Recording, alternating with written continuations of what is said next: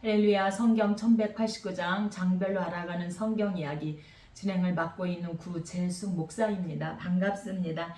지난 시간에 이어서 사무엘상 함께 해보도록 하겠습니다.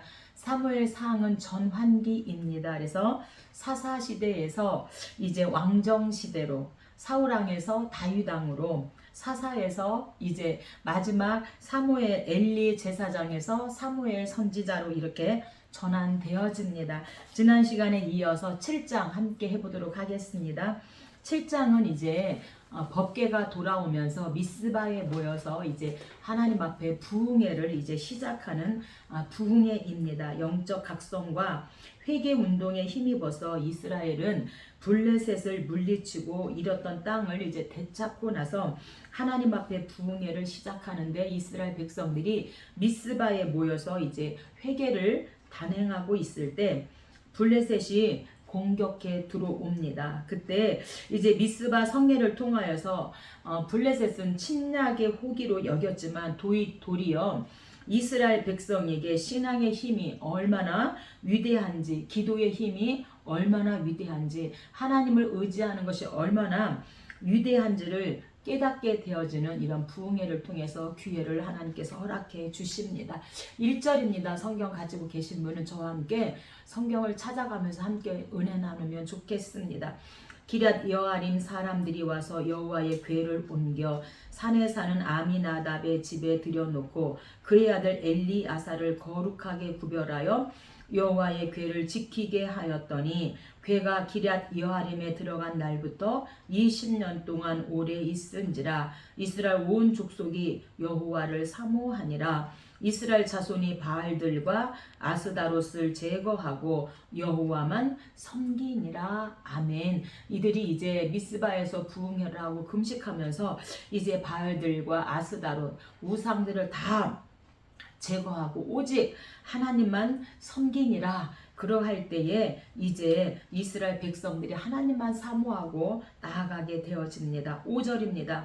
사무엘이 이르되 온 이스라엘은 미스바로 모이라. 내가 너희를 위하여 여호와께 기도하리라 하매, 그들이 미스바에 모여 물을 들어 여호와 앞에 붓고 그날 종일 금식하고 우리가 여호와께 범죄하였나이다. 이들이 미스바에 모여서 하나님 앞에 금식하면서 회개하는 부흥의 역사가 일어나게 되어집니다. 그래서 물을 길어 여호와께 부었다는 것은 이곳에서만 언급하고 있는데, 여호와 앞에서 마음을 쏟아 회개하고 정결함을 받는 상징적 행위라고 볼 수 있습니다. 8절입니다. 이스라엘 자손이 사무엘에게 이르되 당신은 우리를 위하여 우리 하나님 여호와께 쉬지 말고 부르짖어 우리를 블레셋 사람의 손에서 구원하시게 하소서. 그래서 이 블레셋의 전쟁에서 하나님 이길 수 있도록 하나님 우리를 위해서 기도해 주세요. 이렇게 또 사무엘에게도 기도 부탁을 하고 있습니다. 그래서 사무엘 선지자의 그 기도의 영권은 이스라엘 백성들이 볼 때 사무엘 선지자는 기도하는 사람이다, 이렇게 인정되었다 말씀하고 있습니다.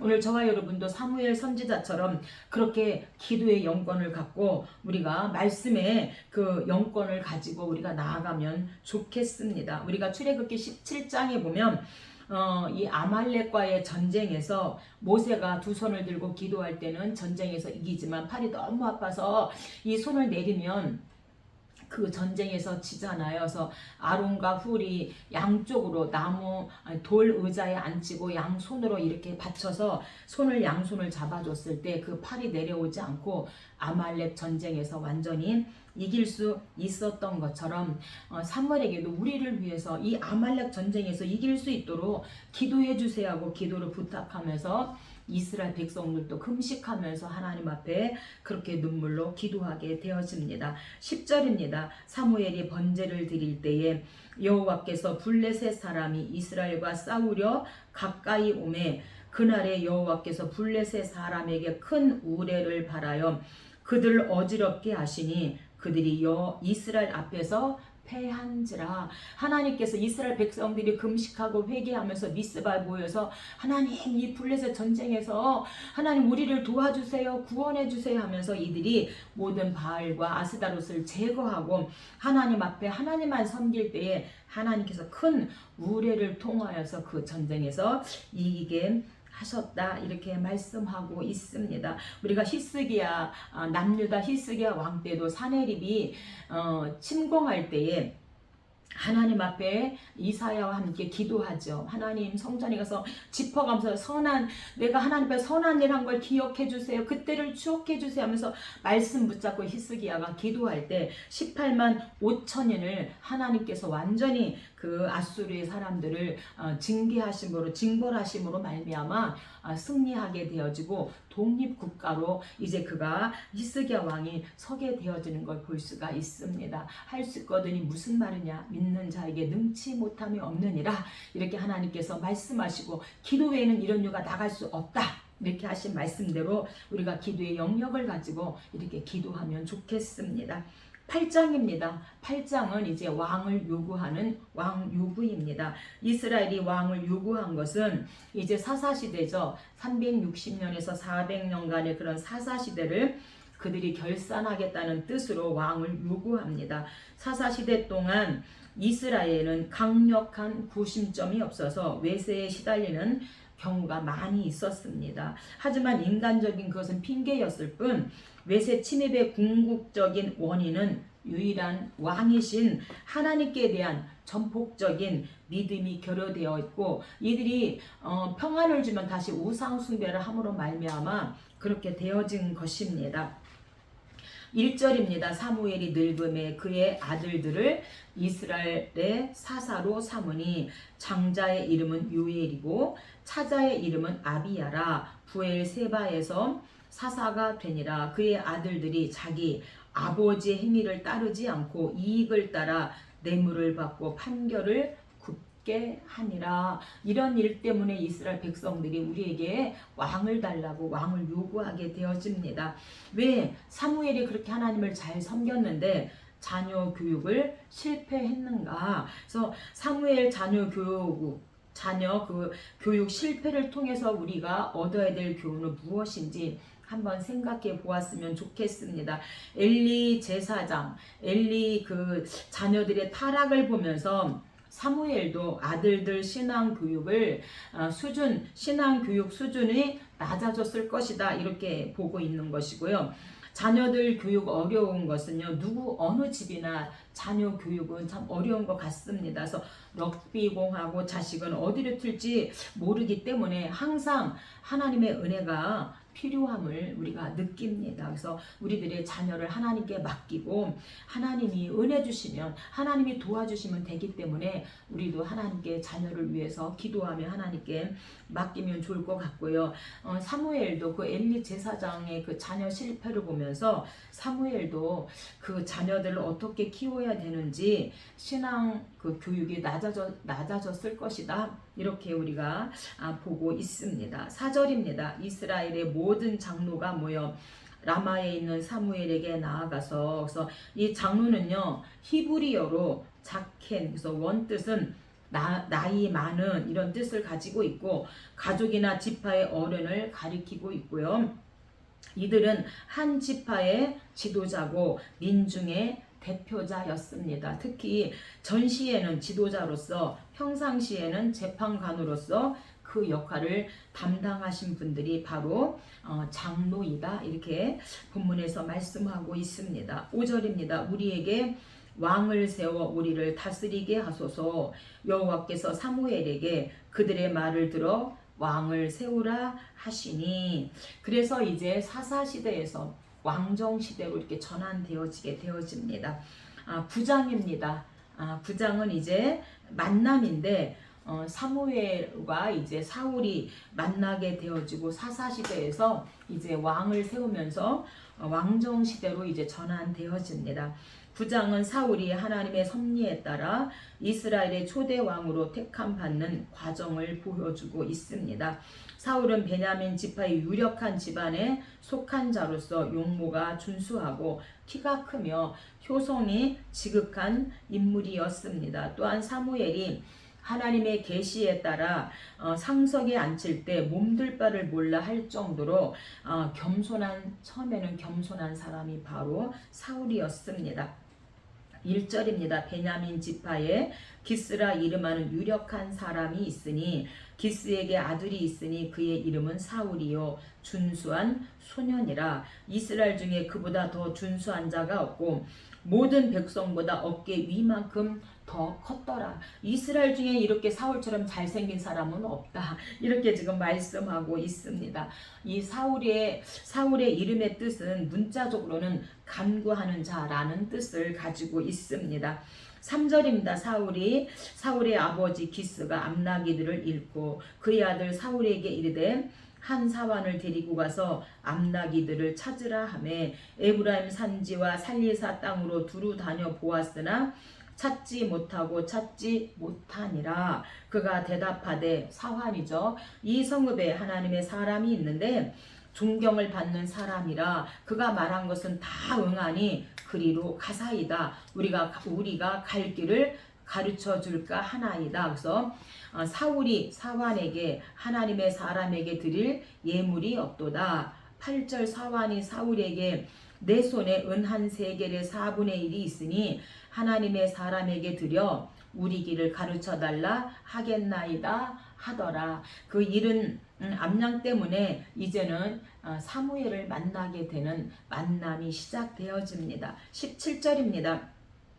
사무엘이 사울을 볼 때에 여호와께서 이가 내 백성을 다스리리라. 사울이 성문한 사무엘에게로 나아가 이르되 선견자의 집이 어디인지 내게 가르치소서. 19절 내가 선견자니라. 그래서 결국에는 이제 사무엘과 사울이 만나게 되어집니다. 선견자는요 히브리어로에 그래서 보는 자라는 뜻을 가지고 있고요. 선지자는 히브리어로 나비 그래서 선포하는 자의 의미를 가지고 있습니다. 선견자는 하나님의 계시를 받음과 관련된 명칭이고 선지자는 하나님의 말씀을 전파하는 사역과 관련된 명칭입니다. 20절입니다. 사울 전의 일은 내 암나기들을 염려하지 말라 찾았느니라.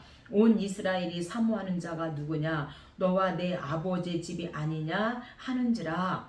21절 나는 가장 작은 지파 베냐민 사람이 아니니까 또 나의 가족은 베냐민 지파 모든 가족 중에 가장 미약하지 아니하니까. 우리가 그 사사기 19장에 첩사건이 나오게 되어지죠. 그래서 이 베냐민 사람 7사람 내어줘라 그랬더니 아니다. 그래서 내어주지 않음으로 말미암아 결국엔 사사기 20장에서 베냐민을 상대로 이제 11지파와 베냐민 지파가 전쟁을 하게 되어져요. 결국에는 이제 이 베냐민이 지게 되어지고 이제 나중에 봤더니 이 베냐민의 처자들이 없어가지고 이제 그 한 지파가 없어지게 되어졌을 때에 사사기 21장에서 이제 처녀를 납치함으로 이 베냐민 지파를 이제 세우게 되어집니다. 그래서 가장 가족 중에 우리 베냐민 사람이 아니니까 나의 가족은 베냐민 지파 중에서도 가장 미약하지 아니하니까 지금 이렇게 고백하고 있는 것입니다. 10장입니다. 10장은 드디어 이제 사울 왕에게 기름을 부어서 이제 왕정 시대가 시작되어집니다. 사무엘은 여호와 앞에서 사울에게 기름을 부었으며 그를 왕으로 선택하신 하나님의 뜻을 확신케 할 3가지 징조를 약속하십니다. 이 약속은 성취되었는데 사울은 자신을 향한 하나님의 뜻을 잘 알게 되었고 사무엘은 미스바에서 온 백성을 소집합니다. 거기서 사울은 제비 뽑기에 의해서 사울은 왕으로 이제 선택되어집니다. 1절입니다. 이에 사무엘이 기름병을 가져다가 사울의 머리에 붓고 입맞추며 여호와께서 내게 기름을 부으사 그의 기업의 지도자로 삼지 아니하셨느냐. 그래서 머리에 기름을 부으셨다는 것은 구약에서 기름 부음은 제사장, 왕, 선지자 이렇게 삼능직에게 시행되어집니다. 왕에게 기름 붓는 의식은 왕이 직무를 담당하기 전에 성별되어야 한다는 것과 권세를 행사하기 위하여 하나님께로부터 그 통치권을 위임받은 하나님이 종이 되었음을 뜻하는 것이 바로 기름 부음입니다. 6절입니다. 내게는 여호와의 영이 크게 임하리니 너도 그들과 함께 예언을 하고 변하여 새 사람이 되리라. 그래서 하나님의 영이 사울에게 크게 임함으로 그가 그들 중에서 예언을 하니 사울도 선지자 중에 있느냐 하고, 그래서 예언했다는 것, 하나님의 영에 크게 임함으로 예언을 했다는 것은 미래사를 말하는 것이 아니라 이 사울이 여호와의 그 영에 감동되어서 하나님을 열광적으로 찬송하는 것을 뜻하고 있는 것으로 보면 좋을 것 같습니다. 20절입니다. 사무엘이 이스라엘 모든 지파를 가까이 오게 하였더니 베냐민 지파가 뽑혔고 마드리의 가족이 뽑혔고 기스의 아들 사울이 뽑혔으나 그를 찾아도 찾지 못한지라. 그러므로 그들이 또 여호와께 묻되 그 사람이 여기 왔나이까? 여호와께서 그가 진보다리 사이에 숨었느니라. 그들이 달려가서 그를 데려오매 그가 자기 백성 중에 서니 사무엘이 나라의 제도를 백성에게 말하고 책에 기록하여 여호와 앞에 두고 모든 백성을 자기 집으로 보내매. 그래서 이제 그 나라의 제도에 의해서 이제 왕이 되어집니다. 우리가 신명기 17장에 왕규례에 대해서 하나님께서 이미도 그 나라의 제도를 말씀해 주셨습니다. 그래서 나라의 제도는 이 사무엘은 왕정에 대한 이스라엘 백성들의 잘못된 인식을 바로잡고 왕의 기능, 그래서 역할, 특권에 대한 하나님의 의도를 분명하게 제시하고 있습니다. 이것은 하나님이 예정하신 왕정 제도와 이스라엘 백성이 요구한 잘못된 왕정 통치에 대한 견해 차이를 없애려는 첫 번째 지도가 바로 나라의 제도입니다. 11장입니다. 11장은 이제 사울을 왕으로 세우시고 하나님의 영이 얼마나 크게 감동되어졌는지 이제 암몬과의 전쟁에서 승리를 하게 되어지는 전쟁 승리입니다. 사울은 모든 백성 앞에서 왕으로 추대되었지만 중앙 집권적인 왕권을 행사하지 않고 예전처럼 일상적인 일을 하고 있습니다. 암몬의 습격을 받자 사울이 하나님의 영에 감동되어서 전국적으로 군대를 모집하여 앞장섰고 그 결과 막 큰 이제 대승을 거두게 되어집니다. 여기서 사울은 승리의 영광을 하나님께 돌리는 겸손한 모습을 보여주고 있습니다. 2절입니다. 암몬 사람 나하스가 그들에게 이르되 너희 오른 눈을 다 빼어야 너희와 언약하리라. 내가 온 이스라엘 이같이 모욕하리라. 6절 사울이 이 말을 들을 때에 하나님의 영에게 크게 감동되매 그의 노가 크게 일어나 온 이스라엘 모욕하는 그 말을 듣고 그의 노가 크게 일어나 한 겨리의 소를 잡아 각을 두고 전령들의 손으로 그것을 이스라엘 모든 지역에 두루 보내어 이르되 누구든지 나와서 사울과 사무엘을 따르지 아니하면 이와 같이 하리라 하였더니 여호와의 두려운 백성에게 임하매 그들이 한 사람같이 나온지라. 우리가 첩사건 사사기 19장의 첩사건 때도 레위 사람이 그 자기 죽은 아내 12토막을 내서 12지파에 이제 보내게 되어지는데 이 사울은 소를 잡아갖고 이렇게 각 지금 지역에 보내니까 이들에게 성령으로 두려움으로 전부 다 이제 나오게 되어진 거죠. 11절 이튿날 사울이 백성을 3대로 세대로 나누고 새벽에 적진 한가운데로 들어가 날이 더울 때까지 암몬 사람들을 치매 남은 자가 다 흩어져서 둘도 함께 한 자가 없었더라. 그래서 성령의 감동으로 이제 그 암몬과의 전쟁에서 하나님께서 함께 하시니까 그 전쟁에서 크게 이겼음을 말씀합니다. 15절 그리고 나서 모든 백성이 길갈로 가서 거기서 사울을 왕으로 삼고 길갈에서 여호와 앞에 화목제를 드리고 사울과 이스라엘 모든 사람이 거기서 크게 기뻐하니라. 그래서 여호와 앞에 화목제를 드렸다. 온 회중이 제물을 먹으며 즐거워한 것은 이 왕으로 말미암아 하나님과 이스라엘 백성 사이에 평화로운 교통이 실현될 것을 상징하고 있습니다. 그래서 화목제는 유일하게 나누어 먹을 수 있는 그런 음식이었습니다. 그래서 먼저 하나님 앞에 이제 화목제물로 드린 그 짐승에 먼저 하나님 앞에 내장 덮인 모든 기름과 콩팥과 간 피는 먼저 하나님 앞에 구별하여 드리고 두 번째는 봉사하는 제사장들이 오른쪽 뒷다리 그 다음에 소제물의 각종 이런 거제로 이렇게 하나님 앞에 이제 거제로 올려드린 것은 제사장들이 먹게 되어지고요. 세 번째는 이제 화목제를 드리는 예배자와 그의 가족, 친지들 이런 모든 사람들이 감사함으로 그 드리는 제물을 당일에 그렇게 함께 먹을 수 있었기 때문에 이들이 온 회중이 제물을 먹으면서 즐거워했다. 이렇게 말씀하고 있습니다. 그래서 우리가 낙헌제나 서원 제물은 다음 날까지 먹을 수 있었고요. 그러나 제3일에는 그것을 남았다면 불태워 버렸다고 하는 것입니다. 그래서 우리가 감사의 마음을 이제 주께 드릴 때에 즉각적으로 하나님 앞에 그 감사를 드려야 함을 말씀하고 우리가 내 마음에 감동이 왔는데도 자꾸 아예 아니지 내 생각이야 이러면서 우리가 시간을 지체하고 흐르다 보면은 3일이 지나면 그것을 다 먹지 못하고 태워 버려야 하는 것처럼 시간이 흐르면 흐를수록 우리의 감사의 마음이 희석되어져서 변질될 수 있음에 대해서 우리에게 말씀하고 하루나 이틀을 넘기지 말아라. 이렇게 하나님께서 말씀합니다. 그래서 이렇게 화목제가 드려질 때 이들이 잔치하며 하나님 앞에 영광을 올렸고 이제 그 사사시대에서 왕정시대로 이렇게 전환되어집니다.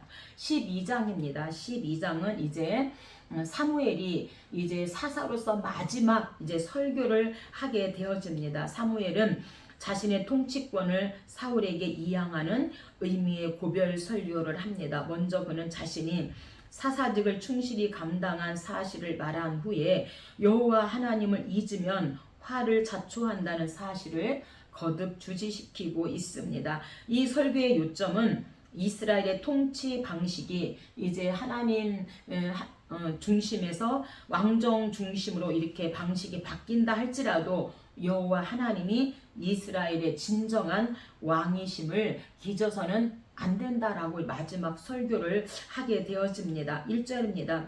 사무엘이 온 이스라엘에게 이르되 설교하되 보라 너희가 내게 한 말을 내가 다 듣고 너희 위에 왕을 세웠더니 이제 왕이 너희 앞에 출입하느니라. 그래서 이제 너희 앞에 왕이 출입한다는 것은 이제부터는 이스라엘 백성의 왕의 통치하에 복종할 의무를 가지고 왕에 의해 삶의 성격이 결정된다는 것을 말씀하고 있는 것입니다. 사무엘은 이제 사울이 이스라엘 백성을 인도하고 다스려 가리키라는 그런 사실을 일깨우기 위해서 마지막 설교를 그렇게 합니다. 우리가 모세도 이제 신명기의 1장에서 보면 고별 설교를 이제 1장에서 30장까지 모세가 이제 고별 설교를 하는데 1차, 2차, 3차의 그런 고별 설교를 2세대들에게 고별 설교를 하지요. 그리고 여호수아도 이제 죽기 전에 고별 설교를 지도자들에게 이제 모아놓고 지도자들에게 고별 설교를 하고 또한 다 모아놓고 신앙 서약을 통해서 그렇게 고별 설교를 하고 있는데 사무엘도 이제 이렇게 고별 설교를 하고 있습니다. 23절입니다. 나는 너희를 위하여 기도하기를 쉬는 죄를 여호와 앞에 결단코 범하지 아니하고 선하고 의로운 길을 너희에게 가르칠 것인즉 그래서 기도하기를 이제 쉬지 않는 그런 죄, 쉬는 죄를 범하지 않겠다 이렇게 말하는 것은 이스라엘의 철저한 그 부패상을 깨트려 이미도 사무엘은 깨트려 보았다는 겁니다. 그래서 사무엘의 비장한 헌신과 각오를 특징 짓는 표현으로 내가 기도하는 죄를 이제 쉬지 않고 내가 기도하기를 쉬는 죄를 범하지 않겠다 이렇게 하면서 헌신과 이 나라를 위해서 그렇게 헌신할 것을 말씀해 주고 있습니다. 24절입니다. 너희는 여호와께서 너희를 위하여 행하신 그 큰 일을 생각하여 오늘 그를 경외하며 너희의 마음을 다하여 진실이 섬기라. 이렇게 7장 부흥회 때에 기도하기를 쉬는 죄를 범하지 않겠다 이렇게 말씀하고, 이 암몬과의 전쟁에서 이기게 하신 그 하나님, 너희들이 회개하고 금식하면서 그렇게 우상을 다 이제 파쇄하고 하나님만 섬기는 그것을 너희들이 이제 잃어버리면 안 되고, 너희를 위해서 행하신 그 큰 일을 잃어버리면 안 된다. 이렇게 마지막 사사로서 설교를 하고 마치게 되어집니다. 오늘 여기까지 하고 다음에 함께 하도록 하겠습니다. 감사합니다.